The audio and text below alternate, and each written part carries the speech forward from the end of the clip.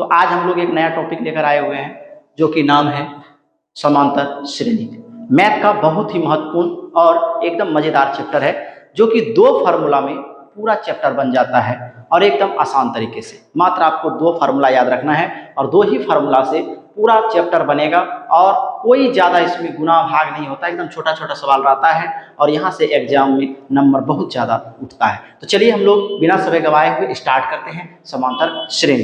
देखिए, समांतर श्रेणी में आपको थोड़ा सा श्रेणी क्रम याद रखना है। श्रेणी क्रम क्या होता है देखिएगा,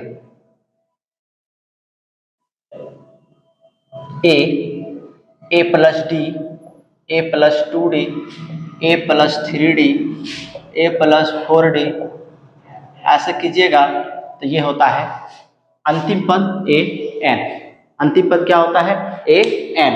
यहाँ पर देखिएगा, यहाँ पर ए है, ए प्लस डी है, ए प्लस 2d है, ए प्लस 3d है, ए प्लस 4d है, डॉट डॉट ए एन तक है। यहाँ पर जो है आपको याद क्या रखना है, यहाँ पर सब पहले पद समझेंगे। इसको बोलते हैं हम लोग A1, इसको बोलते हैं A2, इसको बोलते हैं A3, इसको बोलते हैं A4, इसको बोलते हैं A5 और ऐसे करके ये है AN। ये हो गया हमारा अंतिम पद। यहाँ पर देखिए याद क्या रखना है, कोई भी चीज श्रेणी में तब होता है जब उसका अंतर यहाँ पर समान होता है। इसका अंतर हमेशा क्या आएगा? समान आएगा और वो आएगा D। वो कितना आएगा? D आएगा। आप एक चीज यहाँ देखिएगा, A1 A है, ठीक है, A2 A प्लस D है, A3 यहाँ पर देखिए, इसको हटा देते हैं, A3 देखिएगा, A3 क्या है? A प्लस 2D, यानी 3 है 2D, 4 है 3D, 5 है 4D। इस प्रकार से यहाँ पर सारे पद हैं। आपको क्या याद रखना है? देखिए यहाँ पर ये हो गया हमारा प्रथम पद। प्रथम पद, प्रथम पद को हम लोग बोलते हैं A, प्रथम पद को A। और क्या याद रखना है? सार्व अंतर। सार्व अंतर, सार्व अंतर क्या होता है? दूसरा पद माइनस पहला पद, A2 माइनस A1 बराबर A3 माइनस A2 बराबर A4 माइनस A3। इसी तरह से आते रहेगा। यहाँ पर सभी बराबर आते हैं। सार्व अंतर को हम लोग D से सूचित करते हैं। क्यों करते हैं? देखिए, A2 कितना है? A प्लस D, यहाँ पर ए वो आ गया माइनस में ए कट जाएगा, क्या आएगा? D। यहीं पर देखिए A3 क्या है? ये है हमारा A plus 2D minus A2 क्या है? A plus D, A plus D। इसको हल कीजिएगा, A plus 2D minus A minus D, ये दोनों खत्म। 2D में 1D घट गया, क्या वो D बचा? 1D। यहाँ पर भी क्या था? 1D बचा था, यहाँ भी D। इसी तरह से A4 वाला में देखिए, इसमें घटाइएगा A plus 4D minus A 3D, तो माइनस A और माइनस 3D, यहाँ से ये खत्म। ये घटाइएगा, क्या आएगा? 4D में 1D घट 3D घट जाएगा, कितना बचेगा? D। क्या देख रहे हैं? सभी सार्वंतर बराबर होता है। यदि कोई पूछे कि क्रम दिया हुआ है समांतर श्रेणी में है या नहीं, तो इसको कैसे पकड़िएगा? तो ये चीज आप दोनों को घटा के देखिएगा, यदि बराबर आ रहा है तो वो समांतर श्रेणी में है।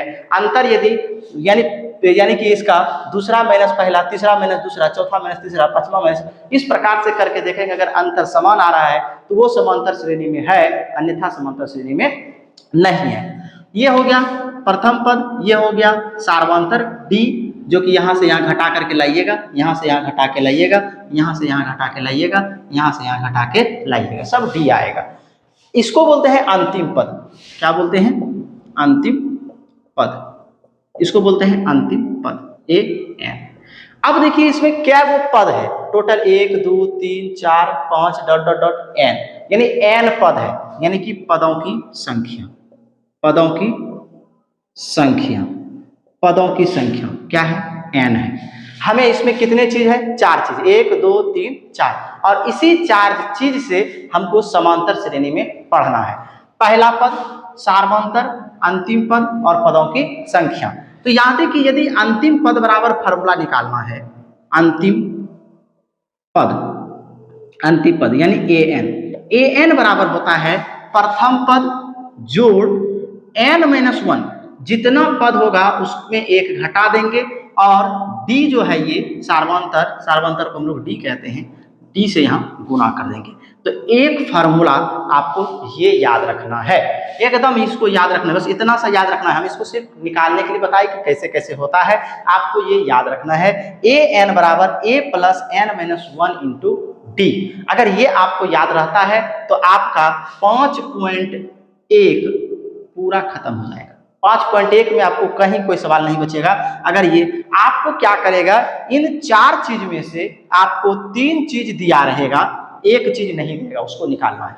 ये दिया रहेगा, ये दिया रहेगा, ये नहीं रहेगा, ये दिया रहेगा, ये दिया रहेगा, ये दिया रहेगा, एन नहीं दिया रहेगा। हो सकता है ये तीनों दिया है, ये नहीं दिया है, तो ये निकालना है।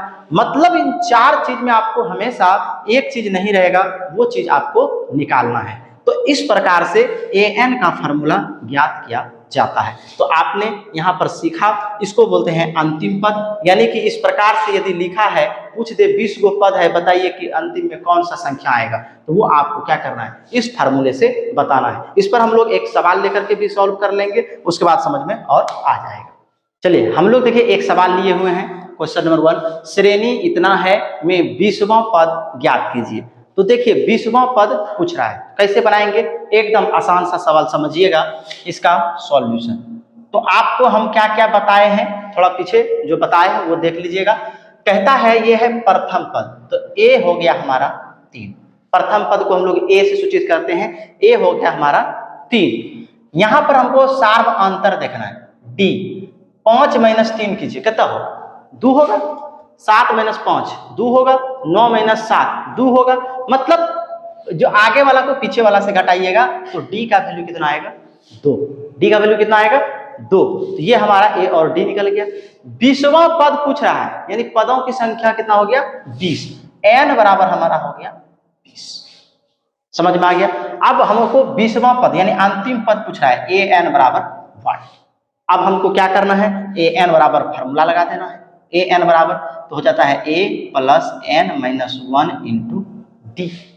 अब यहां पर हम मान बैठा देते हैं। ए बराबर कितना दिया है, 3 प्लस एन बराबर कितना दिया है, 20 माइनस 1, डी बराबर कितना दिया है, 2। अब इसको हल कर देंगे। कहता है 3 जोड़ 20 घटाओ 1, 19 गुना 2। 3 जोड़ 19 दूनी 38। यहां पर देखिए 38 3 कितना होता है, 38 3 41। हमारा ए एन बराबर हो गया 41। आंसर हो गया ये, ठीक है। तो इसी प्रकार से कितना एकदम आसान है, और ये सवाल हमको पूछ देता है लगभग 5 नंबर, ठीक है। ऑब्जेक्टिव में तो 3-4 सवाल हमेशा रहता है, लेकिन सब्जेक्टिव में भी 5 नंबर या कम से कम 2 नंबर का जरूर पूछता है इस प्रकार के इतना सा सवाल में। इसमें कहीं गलती होने का कोई चांस नहीं है। तो इस प्रकार से आप लोग क्वेश्चन को सॉल्व कीजिए, क्वेश्चन लगाइए। आपको हमेशा इस फार्मूले को याद रखना है, यही फार्मूला हमेशा लगेगा। अब इसमें से आपको क्या देगा क्या नहीं देगा वो चीज को चेक करना है। इस प्रकार से आपने यहाँ तक सीखा ए एन निकालने के लिए। इसमें ए भी निकाल सकते हैं, एन भी निकाल सकते हैं, डी भी निकाल सकते हैं। आपको जो निकालने के लिए बोलेगा यहाँ पर उस प्रकार से आपको निकालना है। और यदि दिक्कत हो तो आप कमेंट करके हमें बताएं कहाँ पर दिक्कत हो रहा है, वो हम पुनः फिर से समझाने की कोशिश करेंगे और भी ज्यादा सवाल लेकर के आने का कोशिश करेंगे। तो मिलते हैं हम लोग नेक्स्ट वीडियो में। यहाँ तक के लिए धन्यवाद।